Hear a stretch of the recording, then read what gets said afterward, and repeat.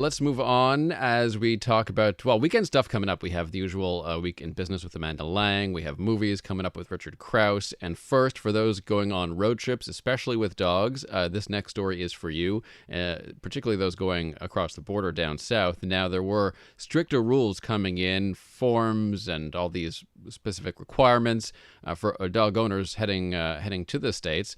Now, we learned that the federal government pushed back on these rules a little bit and helped ease them, but there's still some extra burdens that come with these new rules. Let's find out more. Veterinary medicine specialist, Enid Stiles, Dr. Enid Stiles, joins us now. Hello. Hi. Thanks for joining us again. So we had a harsher version of these rules that came in a few days ago, right? And since then we've managed to relax some of that. Yeah, I mean, it's not really that the rules have relaxed, but that a portion of what the people were required to do has changed. So essentially, one of the sections was that we needed to have a veterinary export form that was going to be filled in by your vet, ensuring that the microchip was the correct microchip, the vaccine was up to date, and that was and is still very strict. But that form then had to be officiated by a federal vet. So a vet that we call an authorized vet from the Canadian Food Inspection Agency. So one thing that has happened, which is a big relief to the government, is that those official veterinarians, do not need to officiate those documents anymore. So it is just your vet that is going to be doing these documents for you. Wow, sounds like a lot of bureaucracy that they were going to layer in, Yes. to kind of typical of what happens when you get too many government officials involved, right? And then they decide that this is going to be for the best of everyone, is to layer in more bureaucracy. Yeah. But just on the topic of, you were saying that microchip, vaccine, those are still requirements to bring a pet across the border. Is that correct? That's correct. So at this point right now, and again, we're talking about this moment in time because we know that there is still discussions happening between our Canadian government and the U.S. CDC. So there is still some possibility that there could be even a delay in these regulations coming into act. So it is possible that we might get an extension. And really, the Canadian government is pushing for more than that. Like, they would like to see this be, way less strict for Canadian dogs crossing the border, but we're not there. So, as you said, it's pretty much very similar to what it was before. We need to have the dog microchipped. Then it needs to be vaccinated for rabies. So it has to go in that order. And that vaccine for rabies has to be up to date to the day. So that's one thing. We have to have medical record or some form of record that we knew of the dog 6 to 12 months since the time that we are filling in the form. So you have to have some current, either with your vet or with another vet, but some evidence that that pet is who it is, and we have to demonstrate that.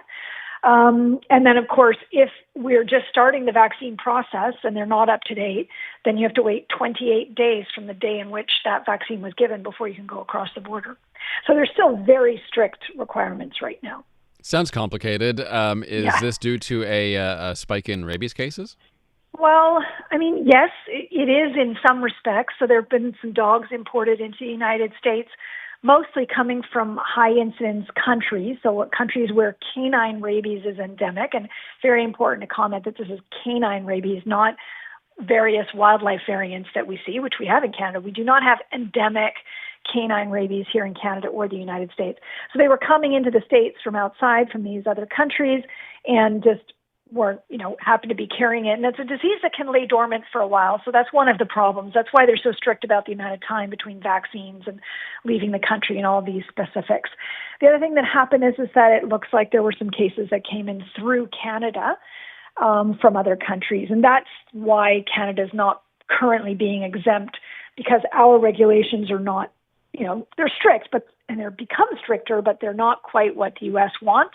And as a result, they're considering us to be like any other low-risk rabies country. Dr. Enid Stiles, a veterinarian at Sherwood Park Animal Hospital in Beaconsfield. Does this also have to do with anything to do with puppy mills? Because we hear about that too, puppy mills, and because I saw that there was something on there about the age of the pet as well. It has to be at least 6 months old. Is that right? Yeah, so I wouldn't say it has anything specifically to do with puppy mills. Although we do know there is movement across the border, and that is always a source, especially for young dogs. The real reason is that the period of time in which the rabies vaccine can start to work and the period of time between how long it takes them to demonstrate signs of rabies, it could actually be up to 6 months. This is why there's this long 6-month period. And so they know that due to immunity issues, they will not accept dogs under the age of 6 months to cross the border. We are not far from that in Canada. We have a 4-month rule. And then, of course, we also have other rules with respect to high incidence countries and importation. So we've become a little bit stricter too, but definitely the 6 months is going to hit breeders who tend to, sometimes sell dogs across the border or show dogs across the border. And then, of course, we really have other people that are affected seriously with dogs that they move with, people with cottages in Canada or in the United States, people who, truck drivers, they often travel with their dogs, people who have service dogs, people who fly in, who stay in the U.S. for months at a time that are retired, and snowbirds. So a lot of people are going to need to be getting organized for this, and quickly. Yeah, and marketing consultants like me. I just took Poppy the dog across the border for a trip. She comes to my meetings with me. There you go. Speaking of my dogs, I was wondering, for dog owners out there, we were all a little concerned. We were hearing about possible cases of bird flu or other things going around. Is there anything going around right now that could be of danger to dogs?